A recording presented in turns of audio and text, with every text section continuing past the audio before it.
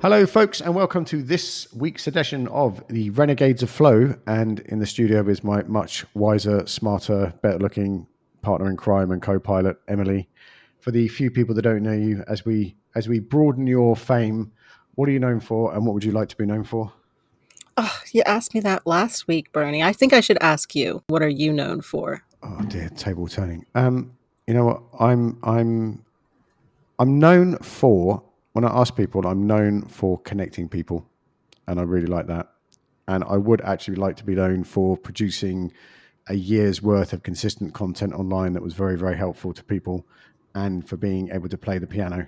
But right now, it's for connecting people. I would have pegged you for, wanting to have a full head of hair, but, you know, those other things are good too. I shave this by choice. It's for that Bruce Willis, Stephen Covey, Seth Godin, Moby look that I'm going for. Well, it works for you. It works for you. I needed to hear that. So, where should we kick off today? I wondered if we needed to give a little explanation to our Renegades of Flow thing, because Yeah. Let's talk about what it means, why we are saying Renegades of Flow, where that came from. Absolutely. So, gee, Emily, what do you mean by Renegades of Flow? Renegades in the sense that we tend to be fringe dwellers, outsiders, the lunatic fringe, as it were, when it comes to work. In any case, we don't fit in with the mainstream. You're not going to find us in a cubicle anywhere. And more to the point, interacting with us is going to be surprising, often inspiring, very creative, even when we do sort of dry stuff. And when it comes to flow, we're talking about the flow of work, the flow of creativity, the flow of getting things done. So we are renegades of flow. If we could buy the licensing, I'd get that Amy McDonald song. Let's start a band. Let's start a band. I'll put that in the show notes for the people that don't know that.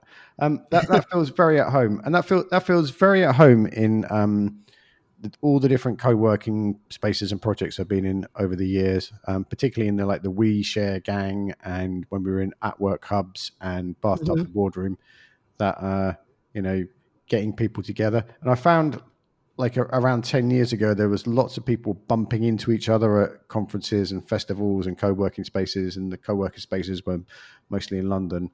And I don't feel it's quite like this anymore, because co-working and freelancing has gone more mainstream, but there were people trying to find their people, and they were often those. There was some folks around who would say they're unemployable, and I never really liked that very much myself, but I thought it was really cute. It's like, I'm unemployable, I can't function in a job, and some people were saying that being a bit too cool for their own good. But what I discovered over time is that, because of dyslexia and ADHD and just how things occur to me, it's not like I don't want to get a job because I hate people that have jobs, because jobs are really important. And it is amazing how many entrepreneurs run around criticizing for people wanting to have jobs and then build companies where they need to employ people. I find that a little bit tricky. Yeah, it's important to understand that there's a difference too between what we're talking about of not working in a job and what the other people you're talking about. There's the people who don't want to work in a regular job, and they would prefer to have a different work style, which is fine for what it is. But then there are the people who actually can't function. If I'm in a room with a lot of ambient noise, I can't hear the person who's sitting next to me because of my neurodivergence. I just literally can't hear them. Not because my hearing is bad, but because it's so good. It's like all of my senses are turned up to 11. So when I need to focus, I really have to put myself in a private room and put on a pair of headphones, and then I can focus extremely well, better than a lot of people can. Like Daredevil in Marvel. Yeah, kind of, yeah. Far less bloody, though. Oh my goodness, that show is gory. I loved it. Anyway, but let me not open the comic book thing. That's exactly the sort of thing I mean, because there's lots of examples like that. Um, and in terms of the type of room I end up working in, I was talking about this with Iris on another podcast, is when I sit down to work, if there's too many things, I just can't concentrate. And it's not like nowadays I sit there and go, this is nuts. I can't concentrate. I know I need to concentrate. I need to concentrate. I'm going to concentrate. Oh, I can't concentrate. And it's like those seagulls in Finding Nemo, like Mike, Mike, Mike, Mike, Mike. And it is it. I have to go when I have to sit down and work on for 2 hours on either writing something or going through some details around an event or a podcast or a piece of work. I have to go somewhere like deadly quiet where no one can speak to me. Right. Yeah, that's one of the advantages to going to like specific kinds of co-working spaces. Right now, I'm just working from home. Eventually, I'd like to have my own co-working desk, but I know for a fact it would need to be a private room. It couldn't be like in the bullpen, just because I won't. I will dither and jump from one task to another. My attention will be so fragmented. And I've learned to work with that. It's not something I have a choice about any more than you have a choice about your ADHD and your dyslexia. We just have to work with it. Um, and I think that we do pretty well overall. Yep. But that's also really helpful to have a partner. And you and I have always worked really well together because our neurodivergence tends to be differently divergent. Where I'm grounded, you're very energetic. Um, and I need that energy to pull me out of my thoughts so that I can do things with my thoughts. And you need the groundedness to keep you, walking in a straight line. Definitely. I thought I needed a manager. I needed a co-pilot. Hmm. I'm gonna two things I need to pick up on there is one, the podcast we did. I think either you or I did with Lucy before the Workspace Design Show. It We was were you. we were talking about how we have to accept responsibility for our condition. So we can't demand. We can't take a co-working space to court because it has neglected to put in soundproofing to accommodate our needs. Right. Well, and I think there's an attitude, a prevailing attitude that if you work hard enough and you do the right things, then your neurodivergence or your difference or your disability will not matter, will not hold you back. And I think it's important to remember and to realize that the people who are pushing through those things are pushing through harder in order to rise above it and in order to um, have it as sort of the base of their being that uplifts them rather than weighs them down in a society that does not understand or appreciate those differences. So really, it's like a Herculean effort to come to into this world that does not even acknowledge or recognize those difficulties. I really agree with that.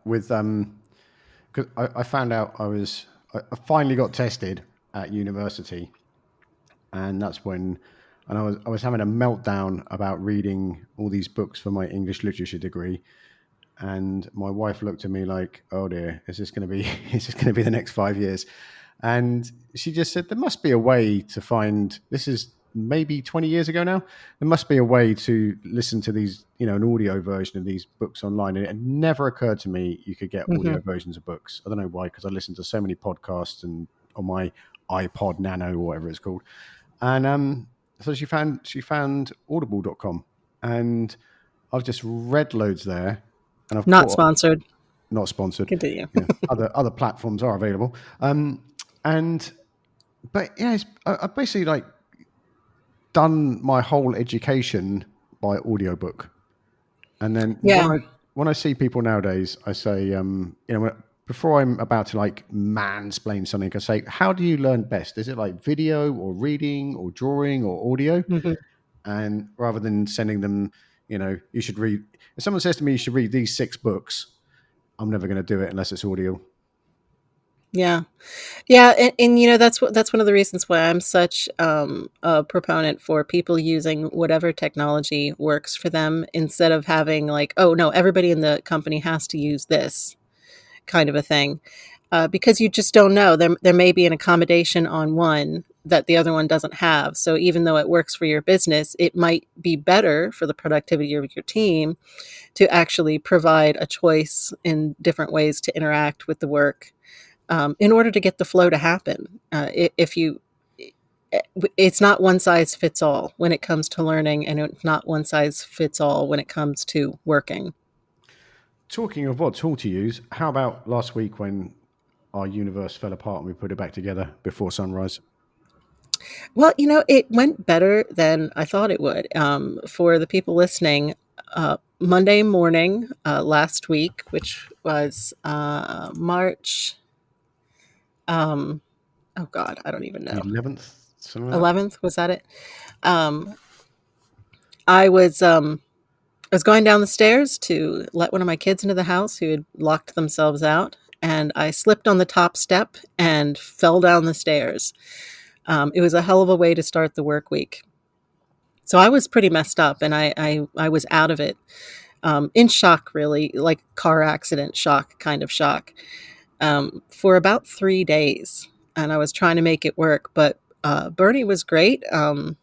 He said, no, as soon as we got in the call in the morning, I'm like, I think I'm okay. He says, you don't sound like you're okay. Maybe you should unplug today. And I did. You got to listen to your partner, because it's good to have not even just in your life partner. I have my husband, Bernie has his wife.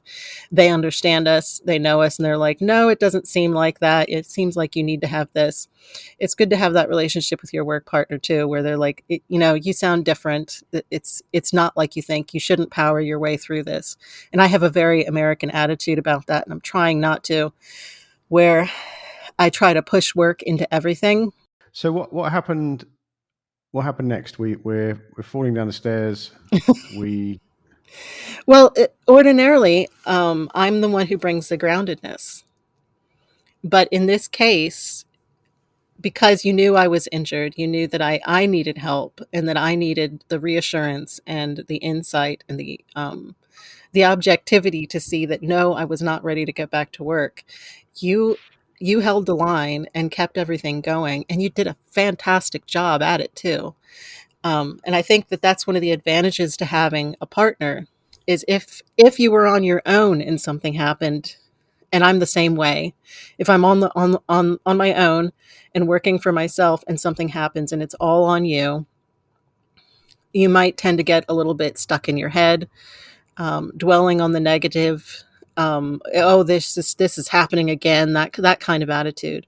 But because you have a partner, you have to show up for. Yeah, definitely. You put that extra effort in, to show up and to reassure them and say, no, you need to heal, you need to figure this out, and I will make sure everything is done while you're out. There's another bit about like we use a tool called Upbase, which is like a much quieter, and I did say quieter version of Trello, and we run a Scrum system.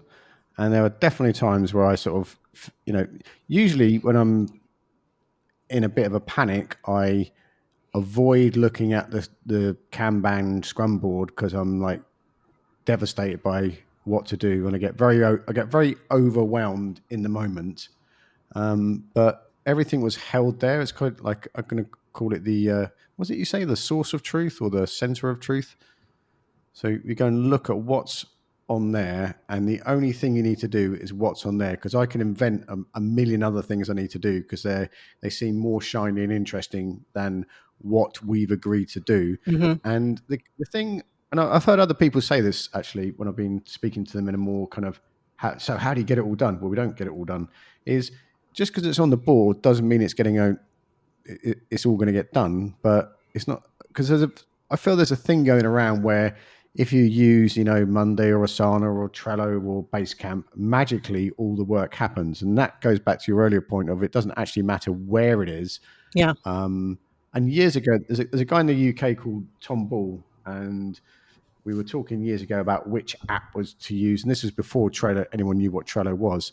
And he said, I just changed, project apps every few months because I take my work to the app. I don't do my work because of the app. And it's like, what, knowing what you're working on is like not dependent on where you write it down. No, it is. And it's good to hear you say that because I actually do the same thing where every couple of months I'll switch to a different management system. It's not that the management system that I had, the task management system I had before, wasn't working, but I can tell after a certain point when cards start getting stale, when projects start getting stale, I need to recontextualize all that information and put it into a new interface. And I have in the past gone from Asana to Trello and from Trello to, whatever else. And then I'll go back to Asana. And it's not because I didn't like it in the first place. It's because they're really interchangeable. And just recontextualizing it. And even though there might be a problem with one, that there isn't a problem with the other, or it doesn't really make sense in one way. If I just do it for 3 or 4 months, I can switch back and it's fine. And it might seem like that's a lot more of a headache and work, but because it's part of my flow of work, because it helps me re-engage and reorganize and recommit to the goals I have during my workflow, it just makes everything work a lot better. So that it's not time wasted. It's actually making me more productive. And the other thing is, whatever app you got it in, I've been on, because I've been freelancing and consulting for so long. I've always been with a group of other people, like part of an agency as an outsider or something like that, or working on a project with a load of other, independent economic agents. And I've worked with groups of people that put everything, not in a you have to do this, office hours movie kind of way. They put everything in the project tool so everybody can find it. And then I've worked in other teams where people go, yeah, it's really great. And then no one looks at the project tool and it all falls apart. And you hemorrhage so much time looking for, Google Drive links and Dropbox links and where's the artwork and what page in Canva it is.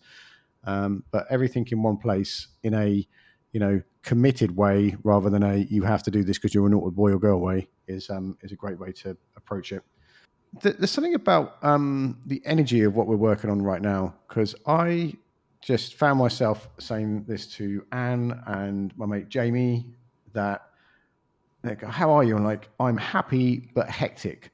And there have definitely been times where I've been like overwhelmed, depressed, and sunk, dying in quicksand. But at the moment, there's the thing with the website happened. You fell down the stairs. Last week, our podcast, 100 episodes of this podcast disappeared, and we had to get them back. Mm-hmm. And I didn't feel finished. And it wasn't. And it has been times where I've been. I'm sure you don't do this, Emily, but when you're like deluded into happiness, but I'm like, oh my God, I've got to sort this out.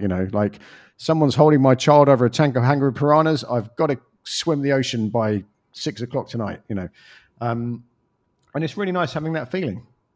There wasn't a question in there at all. Sorry. But I felt working with clarity and purpose helped keep that energy high. Yeah. And I still can't find a question. right. Sorry. Well, no, it's okay. Part of the energy and clarity and purpose was just the emotional obligation of showing up for your partner who can't be there. And especially since the website thing happened, you did so great on that because I'm the website developer of the two of us, and you went and built a new website because the old one broke while I was out. That was amazing. I was so impressed with it. And it doesn't have to be like perfect. It's important to get like that with your work where you're not aiming for perfection, because that's not possible. If you try to aim for perfection, I know that there are people out there who say that they, always aim for perfection because they'll surpass where they actually wanted to be. But that can be incredibly demoralizing to never meet your goal. With that, why I was able to build that is because, so as you were saying that, it just clicked to me. So the last time I got good at web development's probably stretching it a bit more. Last time I got good at like using templates was in around 2014 when I was in Mainyard Studios in Hackney, and I sat next to Niels, who was a full blown WordPress Yeah, and I everything remember else Niels. developer, and and I would. That was the time when we started the Right Club, and then we talk a lot about productivity together, and we had this rule of like we're not allowed to talk when we're at the desk because we would just say, "Oh, look at this," and I couldn't resist it. I'd be like, "Oh, Niels, look at this song," and so we were like, "This is productive time," and it was in a nice, disciplined kind of way. So I'd be trying to fix something on my website, and he would look over, and he'd be like, "Okay, press that button there, go into that menu, click that. There we go. Now shut up and get on with it."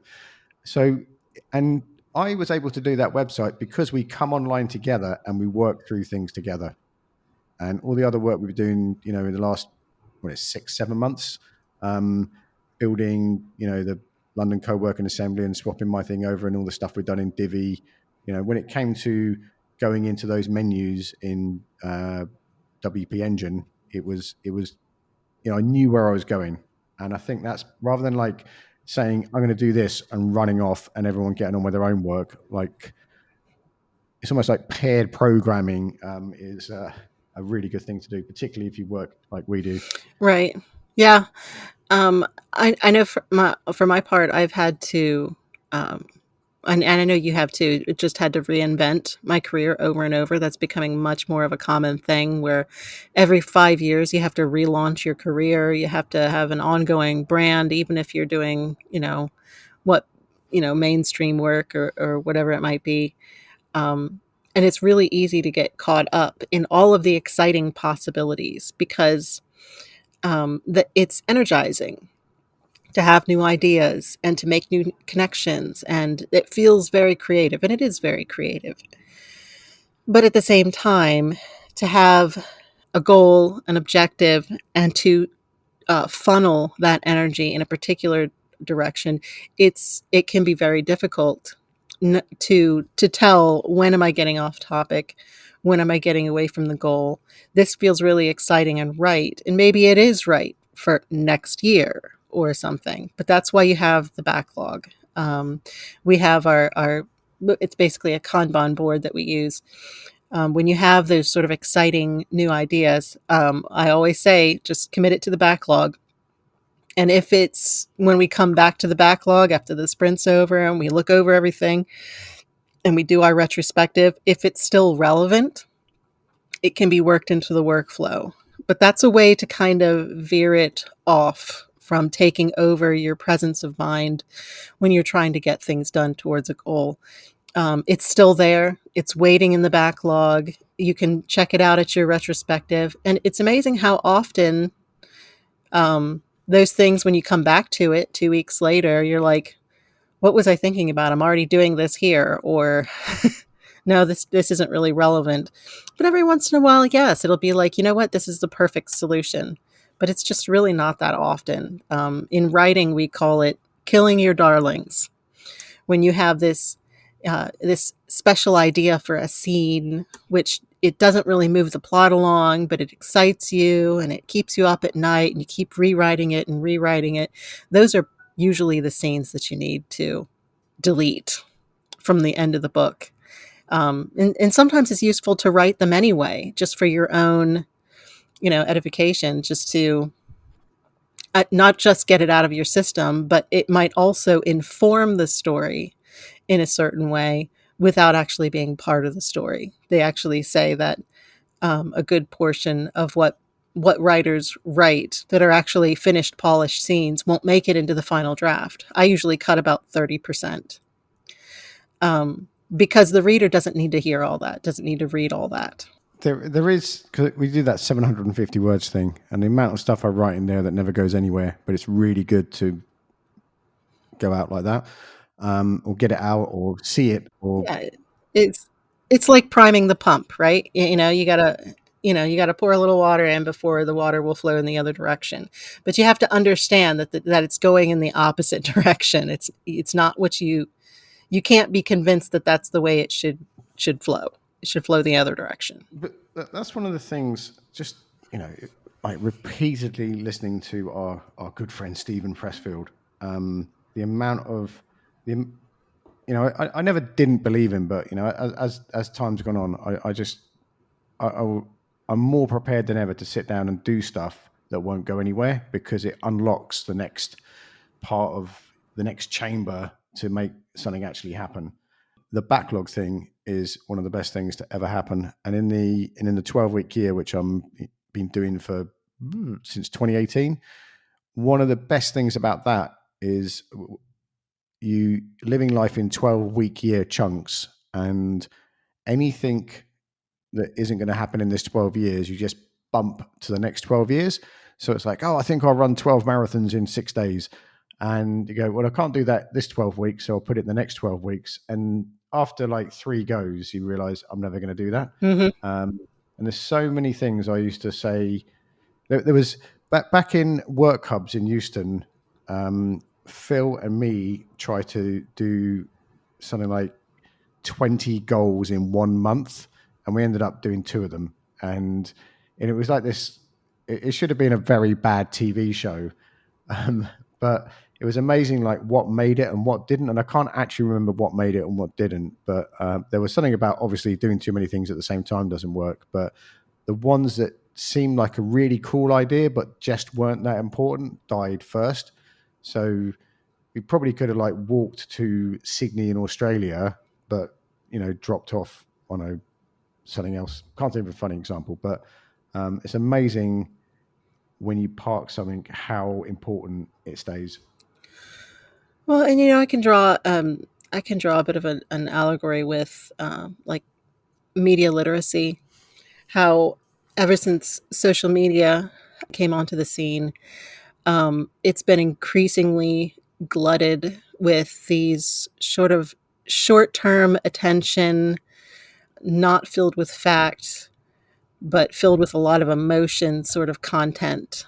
And you have to be very wary of it. It's sort of the same thing psychologically, where you want to engage with it because it's cool and it's interesting and exciting, and it gives you that sort of savory, sweet feeling of candy in your mouth, cotton candy kind of feeling. But it's going to make you feel a little sick later. And with work, when you engage with those ideas, it can give you a little bit of a short-term sugar boost, but ultimately you can't exist on that. Or at least the people that do are often engaging in predatory practices. I know what you mean. I've lost my craving for the short-term sugar boost in the work. You've been listening to the Renegades of Flow podcast with Bernie Mitchell and Emily Breeder. You can find our contact information in the show notes. Thanks for listening.